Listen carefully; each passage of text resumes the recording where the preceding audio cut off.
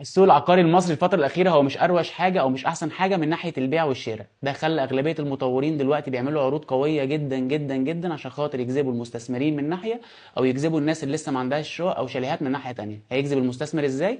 هديله عرض مثلا 40% خصم مقسط لي على 4 سنين أو 5 سنين. هجذب الراجل اللي هو عايز شقة أو شاليه ولسه ما عندوش خالص، ادفع لي 5% مقدم وقسط لي على 10 سنين بقى، على 11 سنة 12 سنة. السنة الجاية هنسمع عروض 20 سنة و25 سنة. احنا قاعدين مع بعضينا ما تقلقوش، في عروض كتيرة قوي. طيب العروض الكتيره دي بتكون سلاح ذو حدين، في عرض ممكن يبقى فعلا مناسب والناس هتكسب منه مع مطور محترم وقد كلمته، وفي عرض تاني هيبقى شكله حلو جدا من بره وجميل وتفاصيله انت حاسسها رائعه، وهتيجي وقت الاستلام هتندم وهتقعد تقول يا ريتني مثلا اشتريت كذا او انا خسرت فلوسي او. تعالى كده احكي لك عن عرض موجود دلوقتي في السوق العقاري، وانا عايز اعرف منك رايك، هو ده عرض ولا قرض؟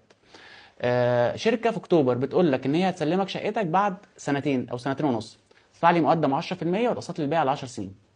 جيت حضرتك قررت ان انت مش عايز الشقه دي وقت الاستلام، بتبيعها لنفس المطور تاني ويرجع لك فلوسك وعليها 30% زياده. لكن لو انت قررت ان انت هتستخدم الشقه دي او عايزها، فانت ملتزم بنظام السداد اللي انت مضيته في البدايه.